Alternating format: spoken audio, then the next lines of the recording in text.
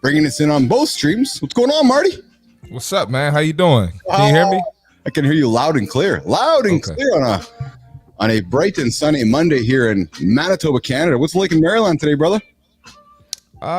It's cool today so far. It's early, so I haven't, I've been outside a little bit, but I gotta tell y'all something. So I had a quick, 1 minute chat with Marty before the show, and Marty tells me last week that he all gets up at 3:30 in the morning. I'm like, oh. So I'm all like, I'm feeling motivated. I'm like, well, shit.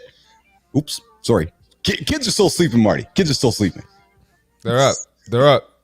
They're up now. So I'm like, I'm thinking about it over the weekend. I'm like, well, if Marty's getting up at 3:30.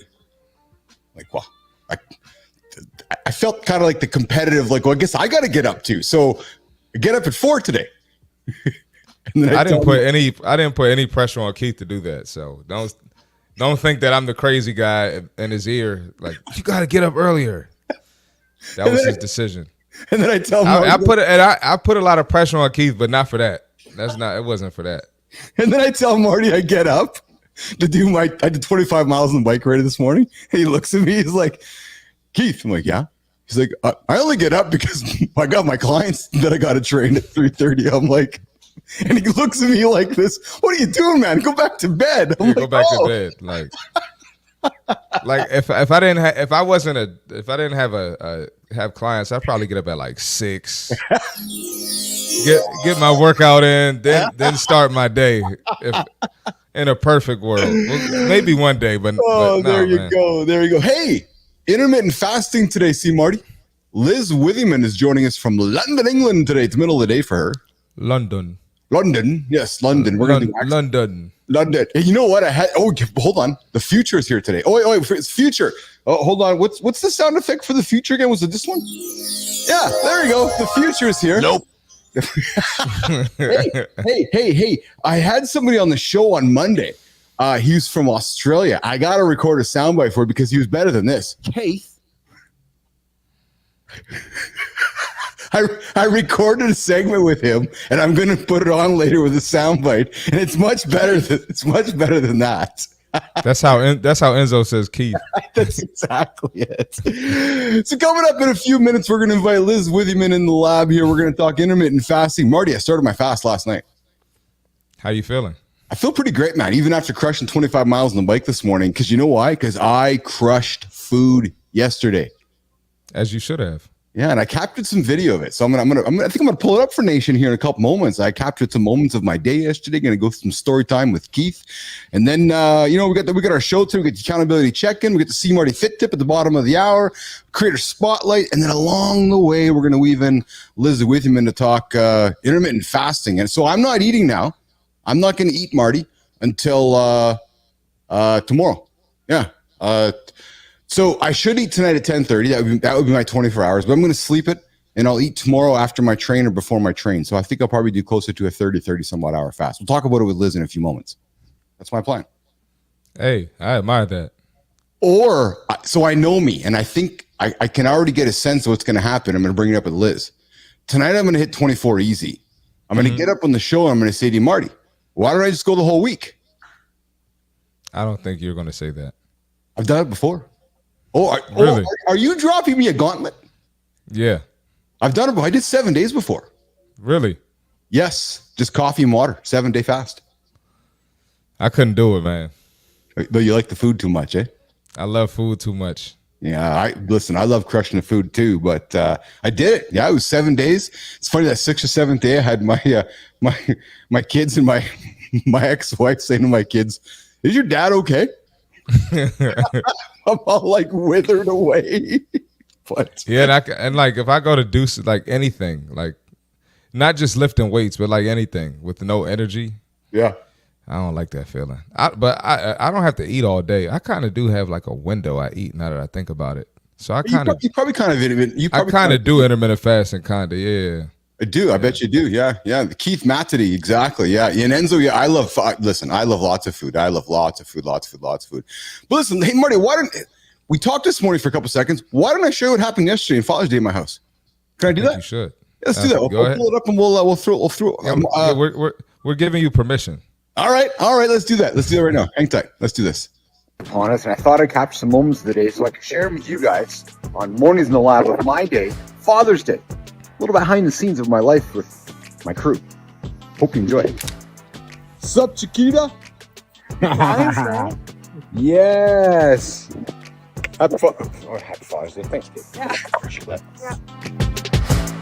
I'm capturing the moments of the kids arriving for my show. Wagwan. Yeah, Wagwan. yeah. Wagwan. Happy Father's Day, man. Thanks, man. I Yeah. appreciate that. That's awesome. So these are my kids. Oh, yeah. These are my kids. Yeah. These are my kids. Favorite Yeah. kid. They're my kids. Yeah. Favorite kid. Exactly. All right. Okay. There's Mom and Dad arriving for Father's Day. Hey, Mama. Papa. There we go. Say hey. You can see where all the looks came from. Clearly not from them.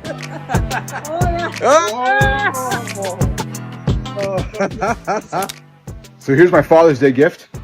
Yep. There's where we're sitting. A little bit of sunroom furniture we can all enjoy. Okay, family showing up. Happy. Okay, Oh, no, that's actually my happy Father's Day. That's right. That's right. Happy Father's Day, brother-in-law. Good to see you, brother. All right. And then I don't have a sister here somewhere, so sure get to be that next one. Okay, we have more arrivals. I got family coming in here. Happy Father's Day, Neil. And the rest of you really aren't that relevant. So it's just myself and Neil's day today. So yeah, although that is my sister-in-law, my awesome little niece too. So, and I guess, yeah, that's all right. Okay, more family arriving. This is my nephew. Let's see what he says. What's going on, Keith? No, you're supposed to say what? No, what's up? No, you're supposed to say what? Why are you here? What? Oh, for Father's Day. Yeah. Hey, brother. As you can all see, I'm the tallest one in the family. Yeah. How's it going, man? Good, I'm good. Kind of nope. Here in the back. All right, so celebrations from Father's Day from me and my brother here, and you can see I got the looks for sure. He got the height and the height. Wait a minute, yeah, I got the height. I'm the tallest one. Here's the best part, Marty. Here's the best part. Oh, the food, man. Oh, I crushed that cake last night, brother.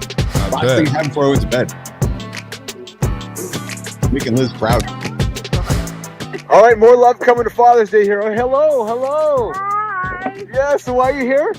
I'm here to celebrate Father's Day, and Keith happens to be a father. My Yes! husband's a father. Yes, he is! And here's my first daughter. All right, so here's the crew in the pool. Getting after it. Father's Day activities in my backyard today.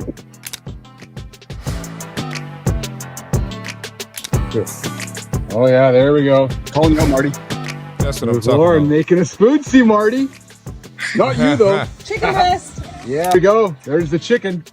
Nice little pull back Dude, it was on the it. best Beautiful. chicken, man. There you go. All right. You come here this summer. Annually, I've always done the jump into my pool on Father's Day. This year, it's actually pretty cold. So we're gonna do it anyway. So let's just do this. Check this out. Okay, so that's where I'm jumping. I'm gonna go up there on the rock and jump down there in the pool. All right, you guys are all used to me with the hat on. Actually, I got a big parking lot. All right, take this off here. Let's get her done. You can stop it. Yes, oh my God. Yes. Okay, so I'm gonna put on top of that rock there. Stop it now. Okay, so we're heading up to the top of the mountain at the pool here. I don't think this content's ever gone on LinkedIn before. Okay, so that's where we're jumping down. We are jumping down into the abyss of my back pool. There's my crew. Nobody really cares that I'm up here. At all. Just ignoring Uncle Pete. There we go. So I'm going there, and we're gonna film it from right here. Check this out.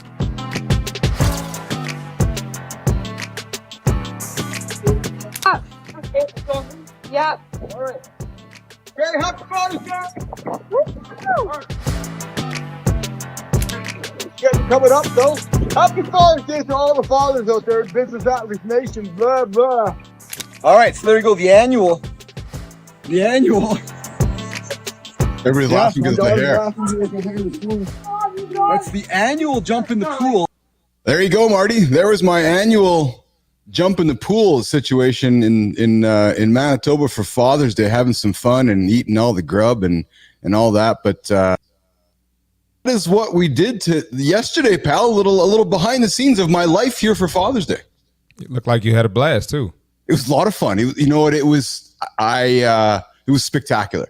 Nothing short of spectacular. It was lots of love, lots of good food, lots of good times. And that's what you want for Father's Day, right? So it was, I couldn't have asked for a better gift. I got, Lauren made the executive decision. We bought some fat patio furniture for the sunroom. It'd been kind of a mess forever. And she set it up and was like, hey, so that was nice. Brought everybody. It was awesome. So I'm really pleased I was able to share that with all of you guys and, just get some back, give some behind the scenes of what happens in my life as we get Business Athlete Nation getting close to us. So. Hey, man, I'm glad you had a great Father's Day. Thanks, man. I appreciate that. Of course. So, hey, without further ado, why don't we bring in our guest, Liz Withyman, into the lab. What's going on, Liz? Hello. How are you? Let's do this here. There you go. There you go. Then we're going to do this here. There you go. Yes. Welcome. Keith and C. Marty Fit bringing Liz Withyman, the intermittent fasting coach, C. Marty, right to the lab with us today. So, Liz, where do you join us today? And here's the part of the show where we like to ask this question. Oh, here it comes in the bottom of the ticker. Boom. Who's Liz? Hold on, Keith. I got one thing to say to Liz before she starts. Welcome to the show. Welcome to the show. We're adding new sound effects every single day. Adding sounds. More enjoyable. That's it. So who's Liz Withyman, Liz? Yeah. So I'm not actually in London. I heard you say I was from London. I'm in the north of England. I'm near York. So yeah, I am a life coach and I niche in intermittent fasting. So what else do you want to know?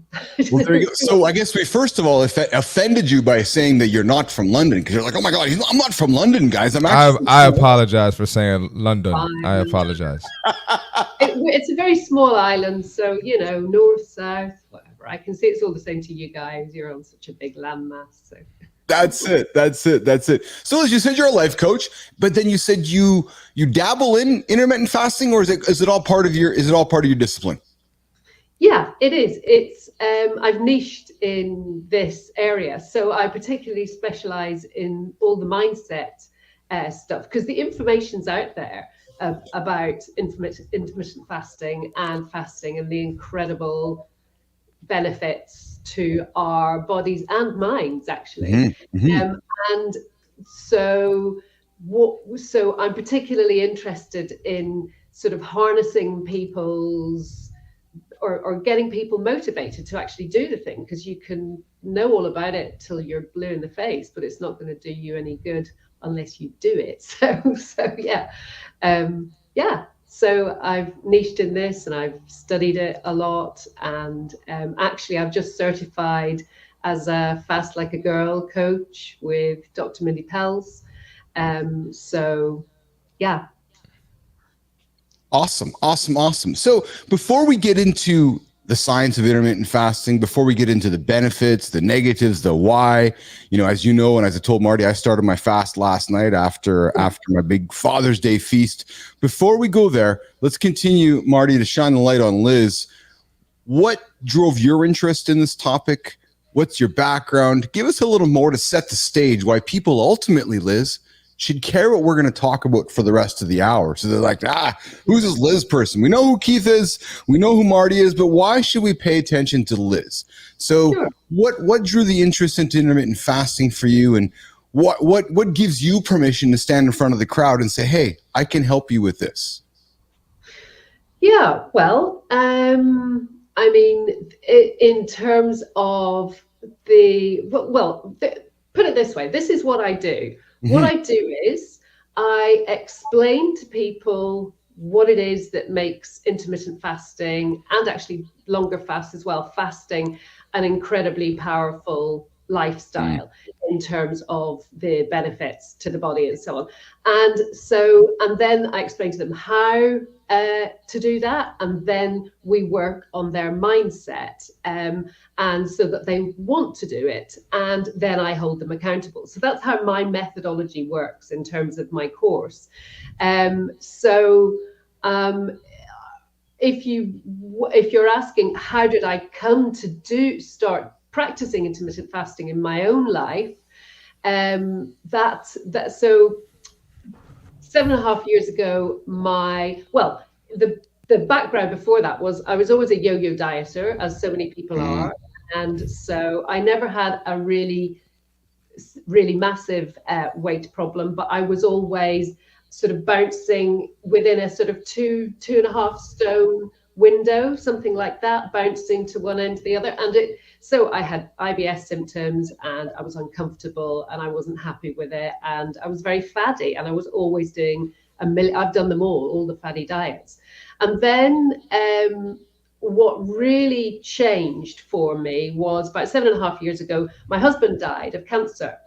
And so actually Father's Day for us is always all about me and my children remembering their dad as more than anything else, really. So it's always quite a poignant day for us, and it's great to see everybody celebrating as well.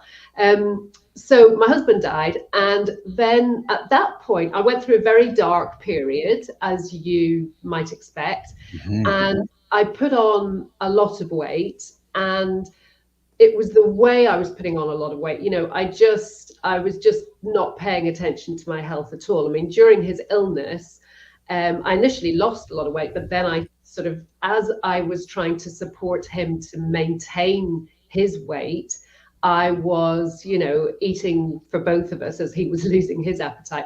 And also I really hit the bottle and drank too much alcohol as well. And so by the end of that period, and I don't know if you've heard of it, but there's this thing called, I've forgotten the word of it, but basically the word for it, but a widow, in the truth for widowers as well, in the first year after their bereavement, are far more likely to become seriously ill and potentially die. And so I had these 3 teenage kids, and actually I was looking after my elderly mother as well. And so I got very interested in fasting, because not only could I drop the weight, which frankly I wasn't that bothered about from an aesthetic point of view at that point, but I could become, you know, I could sort of safeguard. I suddenly had this huge responsibility to safeguard my own health, and my health was failing. You know, I was napping all the time. I had no energy, and I had a big job to do to continue to bring up these 3 teenagers and look after my mum. So I think my first touch point with it was on the Rangan Chatterjee, but listening to the Rangan Chatterjee podcast. So he's a big health influencer here in the UK, and he had, I think, Dr. Sachin Panda, who's the scientist who did a lot of studies on mice, but then ultimately on humans as well through his app,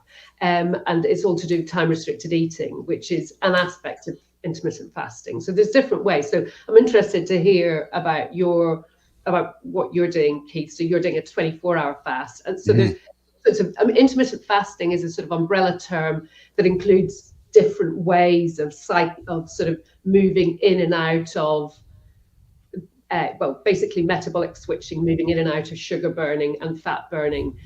So there's different ways of doing it. Anyway, so I got interested in it. I'd actually worked with a nutritionist prior to starting my intermittent fasting practice, and I was spending a huge amount of money on supplements because my gut was in a really poor state.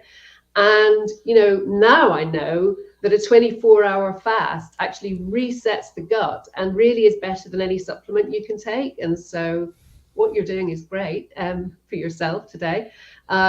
So yeah, I don't know whether that answers your question of how I got into it. So then from doing it in my own life and finding that I got radically better energy, better mood, I lost the weight, I just felt great in every way, and studying more and more about it and all the benefits, I was you know, a certified life coach, and this was what I chose to niche in because a lot of my clients, it was the issue they were bringing, and it was something that I was very passionate about as well. So that's how that happened. Wow. What an amazing story, Liz. Thanks for sharing that with us. This is the story of Liz Witham and See Marty Fit mornings here in the lab, talking with Liz Witham about intermittent fasting. We're going to get into the topic of the science behind it, the whys and all that in about 2 minutes. But first of all, Marty, it's time for, that's not the right one.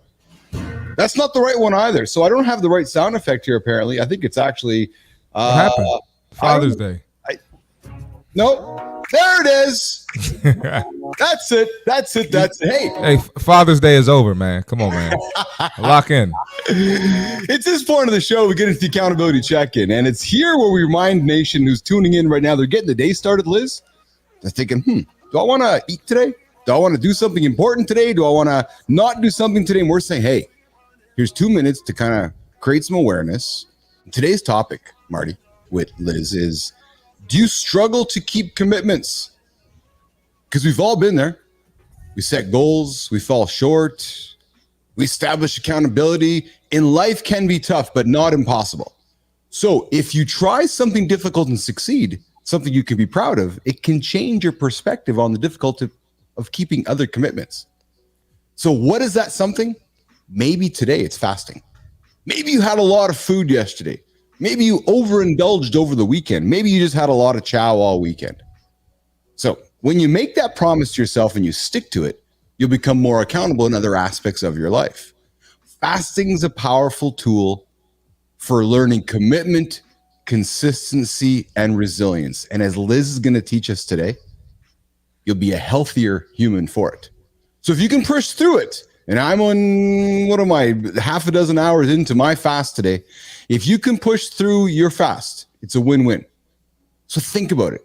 What's your unconventional tip for staying accountable? And sometimes putting some food aside for 24 hours might be the way to go about it. So that's today's accountability check-in on Mornings in the Lab. It's myself, C. Marty Fit. Today, Liz with you, man, joining intermittent fasting.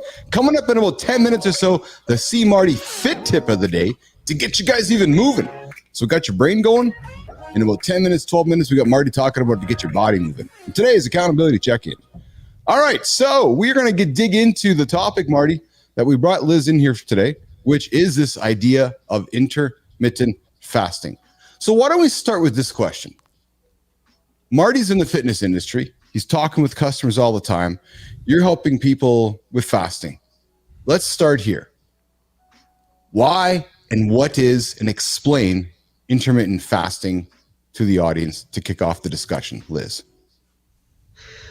Sure. Okay. Thanks. So intermittent fasting includes time-restricted eating, and it also includes alternate day fasting. So what a lot of people, when they think about intermittent fasting, they mean effectively time-restricted eating.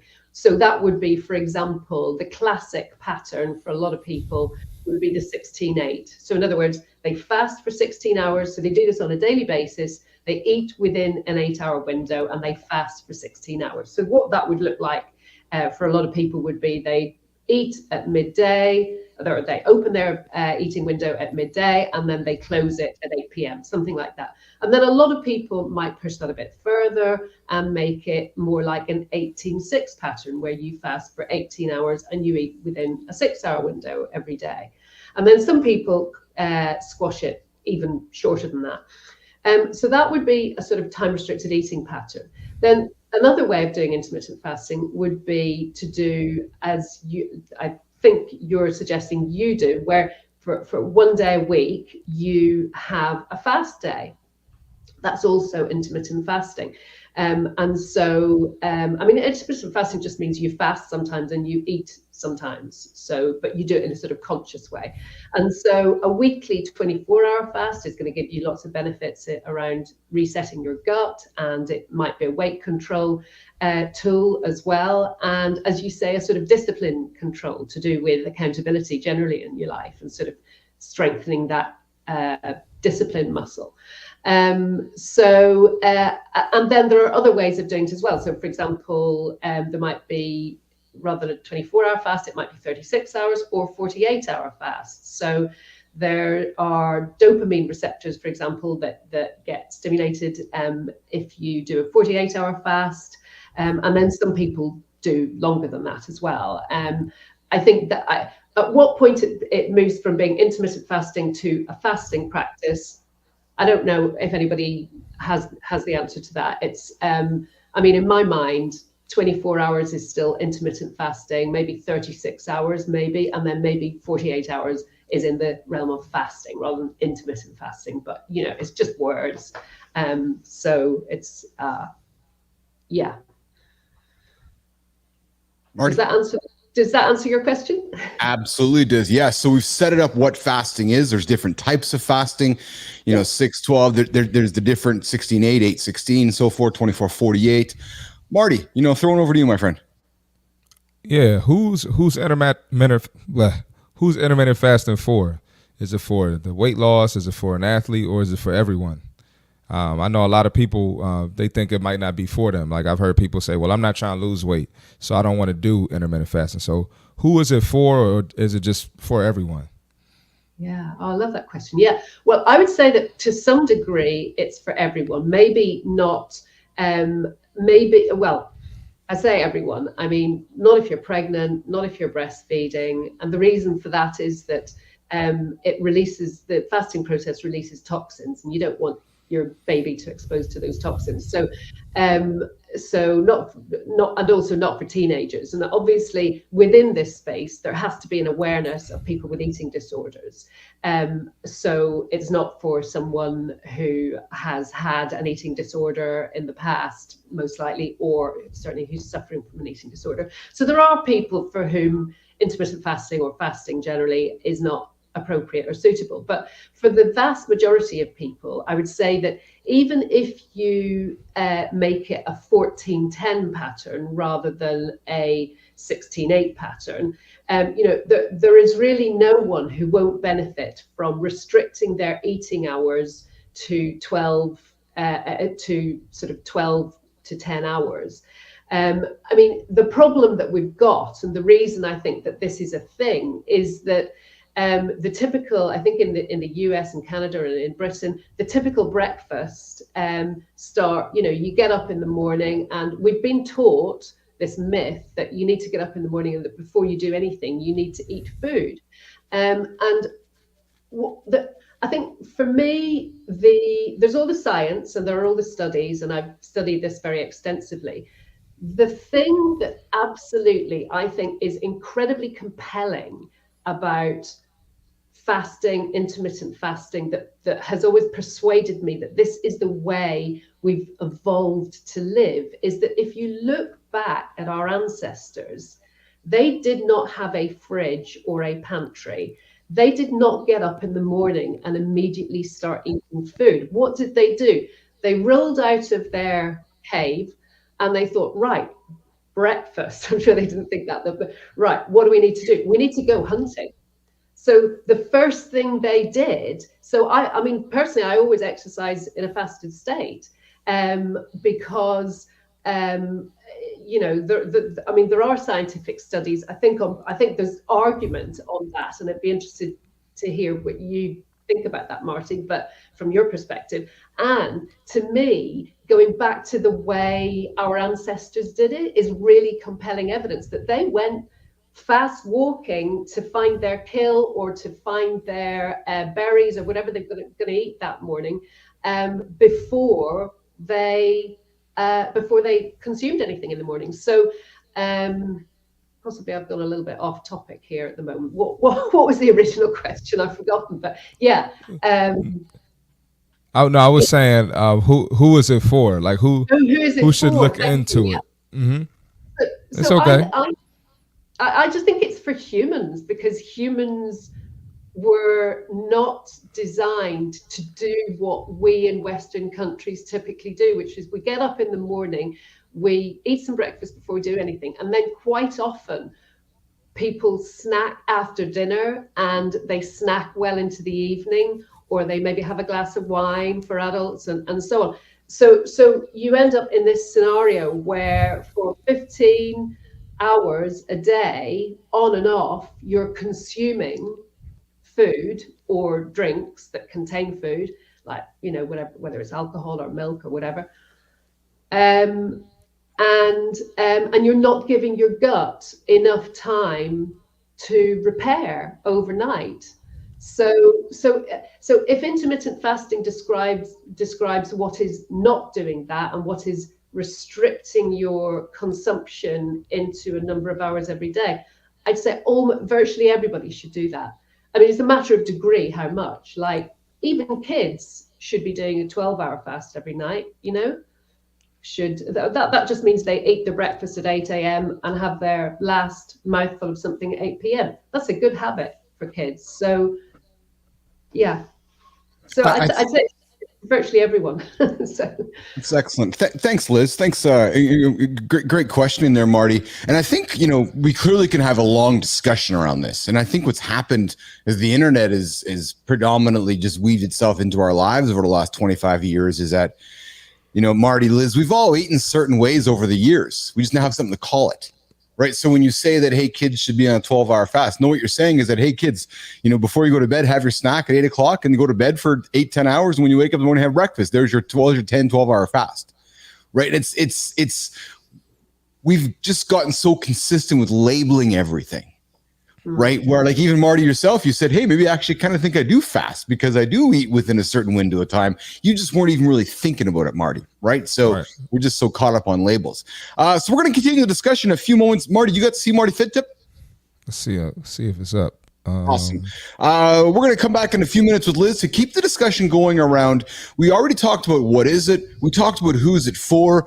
Liz, I sat down with ChatGPT-4 Omni over the weekend and said, hey, throw some science behind a 24-hour fast with me. And I want to throw that on the table for our discussion in a few moments as well. But before we do that, Marty, are you ready to rock and roll with this? Yeah, I'm ready. Let's do it. All right. So coming up here, the See Marty Fit Tip.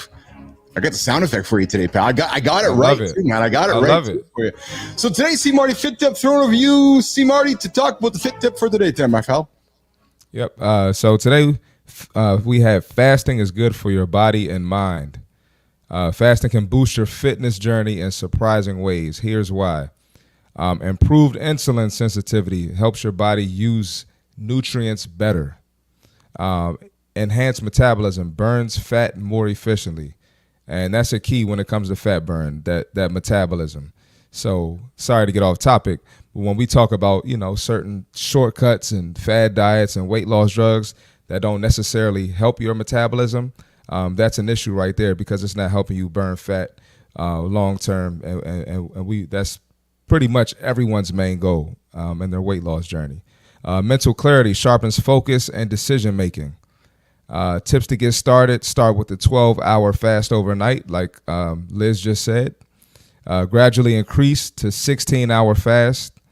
Because I actually agree with that. I don't think you should start off with a 16-hour fast. That's tough. Drink plenty of water to stay hydrated. Listen to your body. Don't overdo it. Experiment and find what's best for you.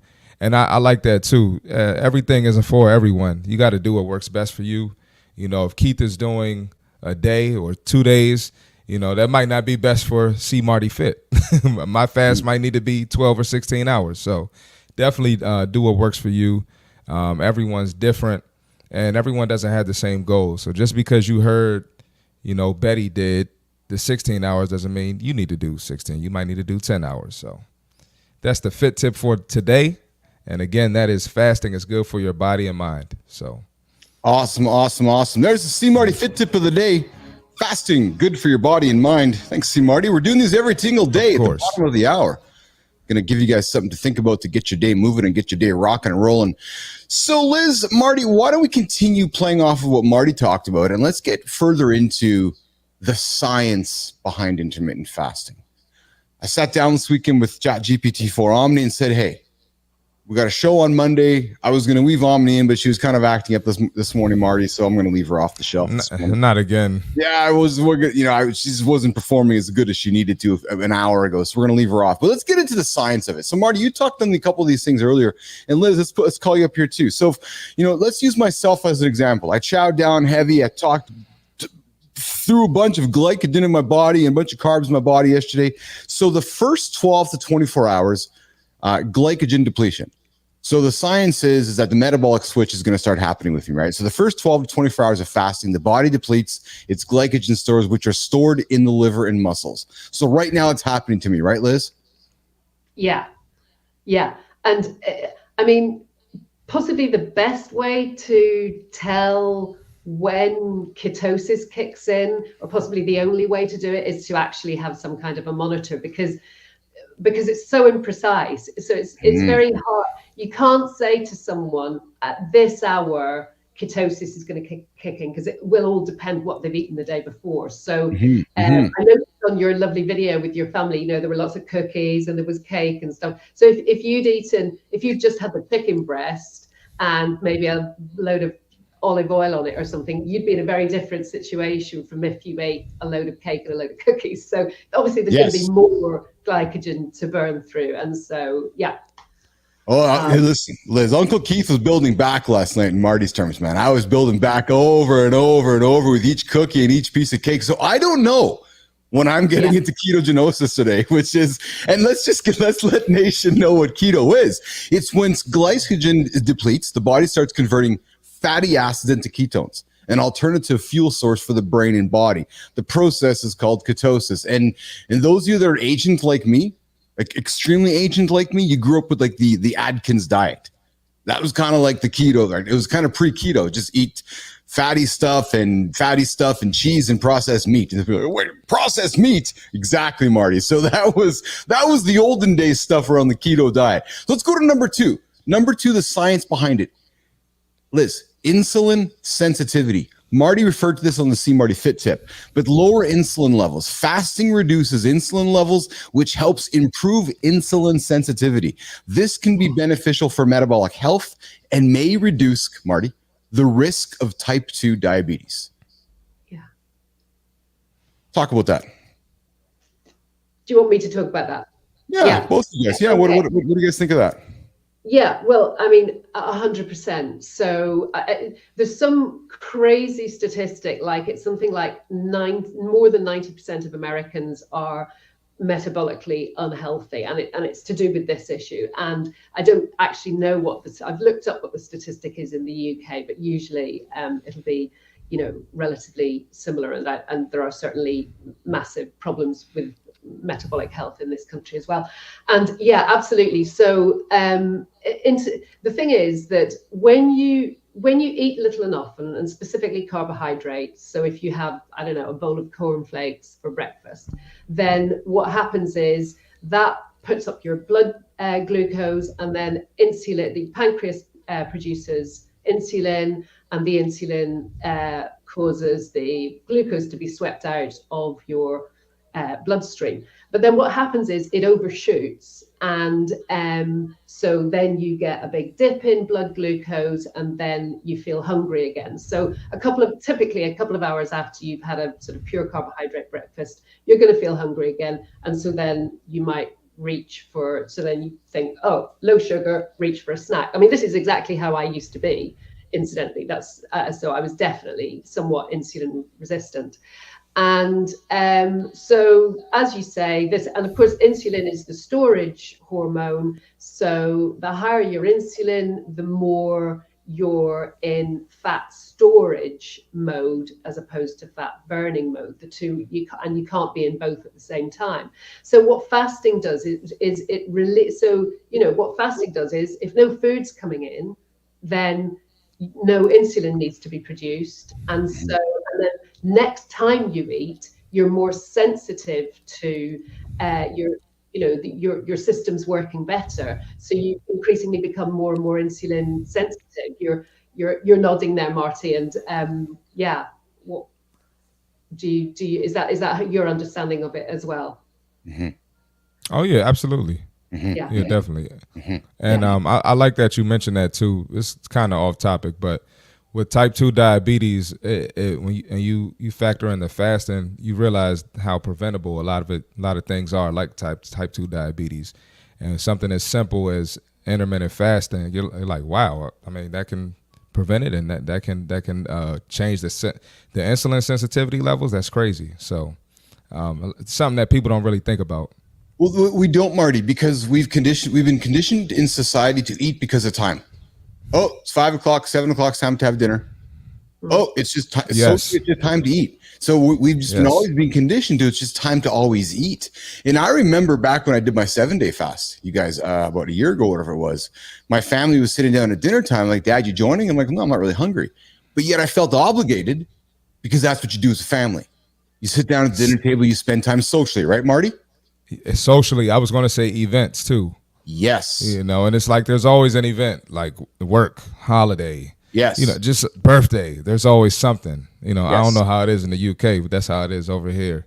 And in America, I'm sure it's the same thing. But no, you're absolutely right. Yeah, and what we're saying is we're not saying don't enjoy the events. It's just we as society have been taught these certain things, and then we all wake up 50 years later with type 2 diabetes problems across the world, right? So, Sarvina, and say it was genetic. Well, there you go. Good morning, Sarvina. Thanks for joining us this morning. No worries that you're running late. We are late to come in and acknowledge you this morning. Sarvina, you running late. You can't cook for us. We need you. We need you on time. Sarvina's cook for the lab here, Liz with you, man. So we're talking science of intermittent fasting. Number 3 on the list of science is autophagy, the cellular cleanup. Fasting triggers autophagy, a process where cells, Marty, they break down and they remove damaged or dysfunctional components. This can help protect against various diseases, including cancer and neurodegenerative conditions. And Marty, you referred to it a little bit in your See Marty Fit tip, but this here in itself, again, is that when you're not eating, your body is cleaning itself up. Liz. Yeah, so I want to go back to the cave people and say that this is all about survival, their body's natural impulse to survive. So if you think about it, I mean, your whole feast fast, the feast fast pattern is what humans are evolved to do.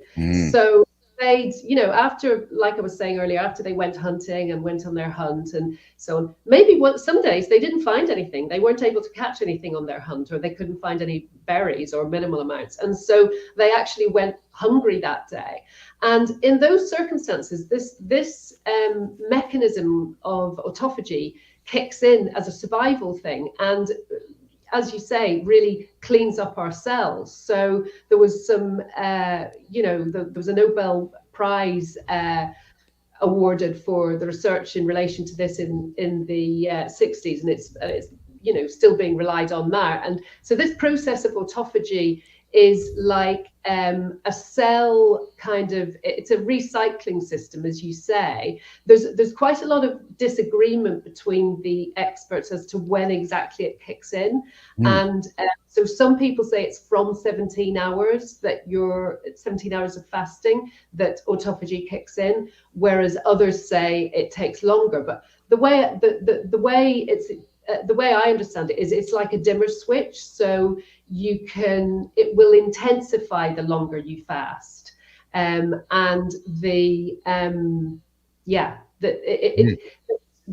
a guy called Dr. Longongo who has done some studies in terms of cancer patients using fasting while people are having chemotherapy, and I've heard of this too. Have you heard about that as well? Yeah. And it's been found to be beneficial. So it's an incredibly powerful healing tool. And it's all to do with, in my mind, coming back to the cave people, it's all to do with nature. It's nature's way of helping us to survive when we don't have access to food. It's an incredibly powerful way of healing the body, and in terms of neurodegenerative conditions as well. Yeah, absolutely. I mean, they're now calling Alzheimer's type 3 diabetes, and they're really seeing that it's all connected. It's very, very beneficial for preventing those kinds of diseases as well. Continuing with the science behind intermittent fasting here as we're wrapping up the last quarter of the show here today. Hormonal changes. Human growth hormone. Fasting can increase levels of HGH, which plays a role in fat metabolism, muscle growth, Marty, and overall health. And then, of course, norepinephrine. Levels of norepinephrine, a hormone and neurotransmitter involved in fat burning, also increases during fasting. Bottom line is, team, your hormonal changes are going to happen when you establish and embrace intermittent fasting. Another one, Liz and Marty, I want to throw on the table from the science side of things, and this is a topic that's often discussed. I believe in culture these days is inflammation. Intermittent fasting has anti-inflammatory effects. Fasting has been shown to reduce inflammation markers in the body, which can improve overall health and reduce the risk, Liz, of chronic diseases. Yeah. Gut health. You've talked about this, Liz, when you first sat down and talked about intermittent fasting. And I believe this is where you really came from. This POV was identifying and understanding the gut health in this, if I think I'm correct, which was this not eating, Marty, gives rest for the digestive system. Fasting gives the digestive system a break because we all didn't have pantries as cave people, Liz, as you said. Fasting gives the digestive system a break, which can help improve gut health and potentially enhance the diversity of the gut microbiome. Liz, want to comment on that? Marty, I see you guys both nodding your head on that. Liz. Yeah, I mean, the analogy I like with this with this one is like a garden, and you know, your gut, our gut microbiome, which is immensely complex, has, you know, it's a bit like in your garden you have weeds and then you have the plants that you want to encourage, and so there are healthy bacteria and bacteria that aren't healthy and that are connected to inflammation and disease in your gut. And so what fasting, what giving the gut a break does is it allows the weeds to die off a bit and the plants you want to grow to flourish a bit. I mean, that's sort of an analogy to make it. And you know, there's a lot of studying going on because it's a relatively new area of science, the gut microbiome. But this seems to be one of the most powerful effects of fasting, that it encourages the good bacteria in the gut. And last point in the science behind intermittent fasting, and Marty, I'm looking at you for this one because of, you know, what you help your clients often when they come knock on your door is weight management, right? So fasting creates caloric deficit. Fasting can lead to caloric deficit, which can aid in weight loss and help with body composition. Now, Marty, before I throw it to you, it also opens up a whole other door of potential risks, which we're going to get into in a few moments. But Marty, let's talk about caloric deficit and using fasting to achieve that. Well, I don't know much about fasting, but what I can say is calorie deficit is so simple, but it's overlooked. And, you know, a lot of people try to complicate it and say it's not that simple. Yeah, it's that simple. So, and I think fasting is a great method for that. Once your body gets used to neglecting those cravings and not feeling like you need food or need to snack and your taste buds change, I think fasting is great. I know for myself, a lot of times, you know, I get up early to train. And like I was saying to Keith earlier, I think I do a form of intermittent fasting. You know, I just drink my coffee and water in the morning and I'm good. Like, I don't get hungry. I'm fine. You know, I'm keeping myself active, keeping myself moving. And then, not to get off topic, but Liz mentioned something else about the cave people. You know, they got up and just went to look for their food. So essentially, they got up and did a workout in the morning, if you think about it, before they ate.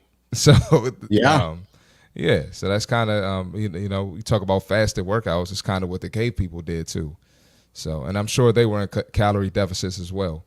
That's so true. That is so true. That's a good example, actually. When you think about that, right? You got up, go get some food. Go get your food before you eat it, right? Exactly. So, that's excellent. All right, so we are talking intermittent fasting today, the science behind intermittent fasting. Myself, C. Marty Fit, Liz Withyaman. We are going to tune our attention to for the next 2 minutes before we come back into the risks behind intermittent fasting, because it's not for everyone. So we're going to set up the last 2 segments of the show. First segment is, we like to take this time of the show to take a big light and shine it on somebody within LinkedIn Nation and say, hey, I like the content you're creating. I like the message you're putting out there, and we like what you're doing. And today, Marty and Liz, I found somebody who motivated me through a message, because we're so often talk about be happy, and so forth. But this gentleman presents a different point of view, and let me bring it up here. So today's creator spotlight is Let's do this here. It is. Boom. It's Simon Jeffries. There it is there. So Simon Jeffries is our creator spotlight of the day today. So Simon made a post, guys. He said, you can't try to be happy just like you don't try to be angry. There are emotional states that occur when you interact with the world and other people. Marty, you'll love this, man. Positivity is an attitude you can build. Cheerfulness in the face of adversity, one of the four pillars of the commando spirit. And why I brought that up is Simon Jeffries is an ex-Special Forces performance coach to business owners, operationally tested strategies that work in the real world, and he makes some great content. There are two types of pain in the world, pain that hurts and pain that alters. He talks about suffering.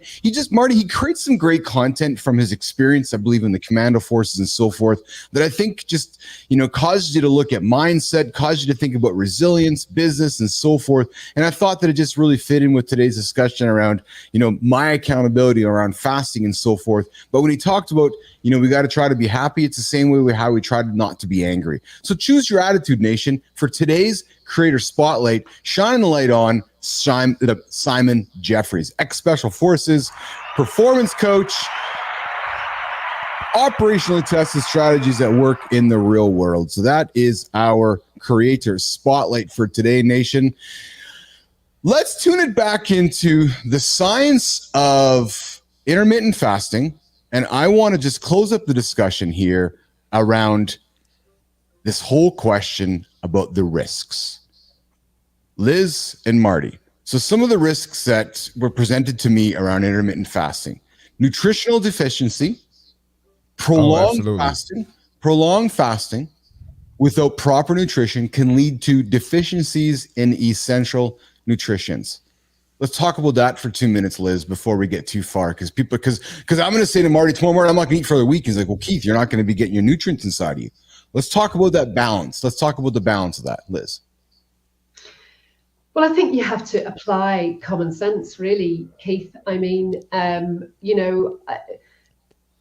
fasting is tremendously good for you and healing, and eating real food, a variety of plants, enough protein, healthy fats is also very healing. And so clearly you need to nourish yourself in between the fasting.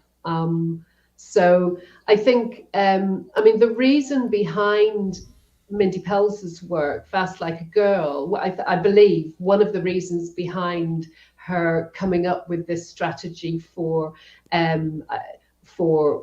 women to fast according to their cycles was that some people were over fasting, women were over fasting and losing their cycles, so it was affecting their hormones.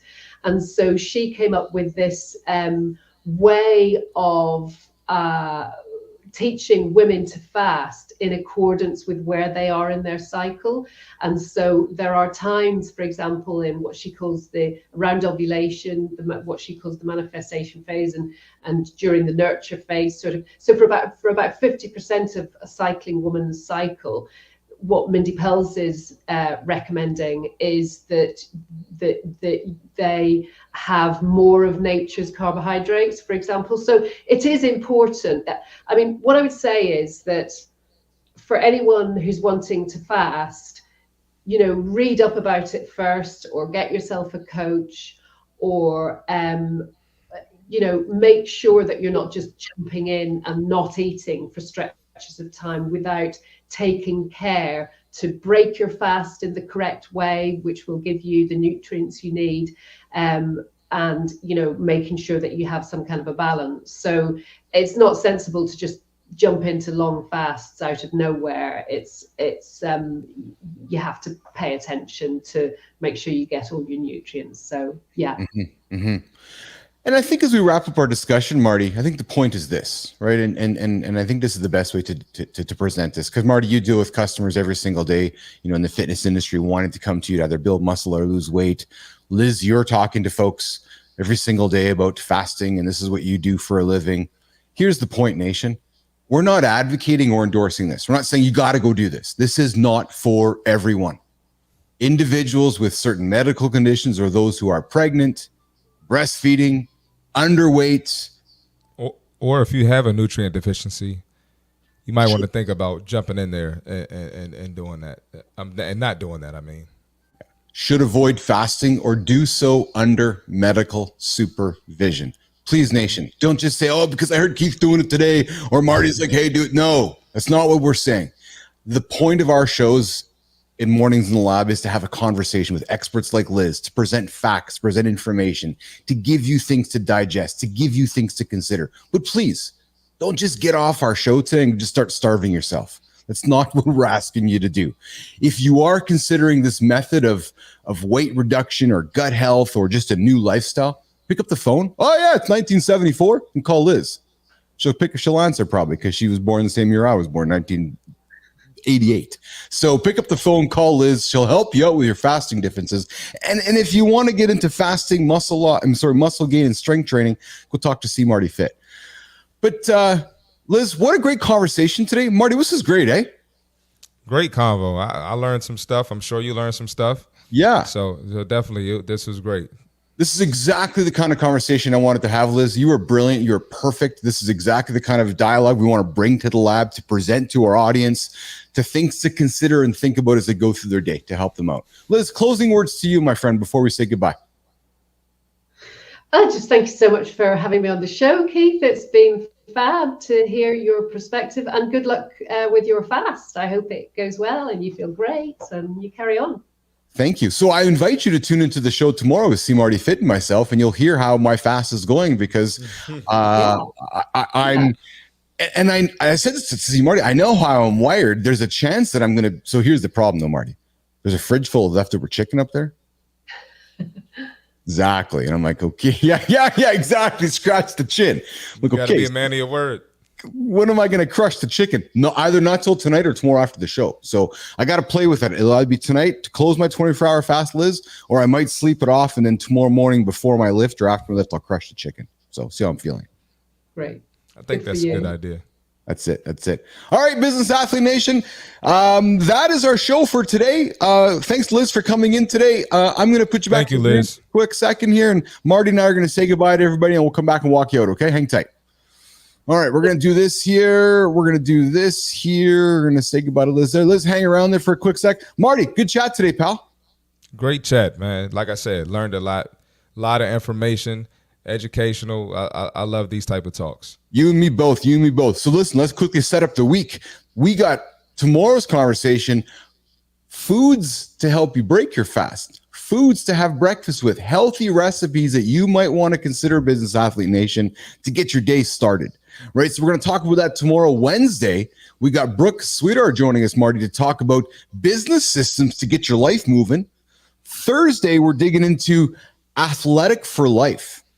I know you're knocking on some former athletes' doors. You're a former athlete. You're an athlete, not a former. You're an athlete yourself. Keach is going to be here. He's a pro athlete. We're talking Thursday about how to continue being an athlete for the rest of your life. I know me, as I'm an ancient old man here, I try to be an athlete every single day. And Friday, my friend, we're teasing up the idea here, looking for guests to talk about, you know what? Skincare, the biggest organ in our body that I think we often neglect or don't talk about enough, maybe. So let's talk about skincare on Friday, right? Both perhaps the male and female point of view, because it's a big organ in our body and we probably could do a better job taking care of it. Agreed. Awesome. All right, man. I look forward to come knocking on your door today, and then we got a busy one here today on Monday. You have yourself a good one, and I will see you later. See you later, Nation. Have a good one, guys. Ciao.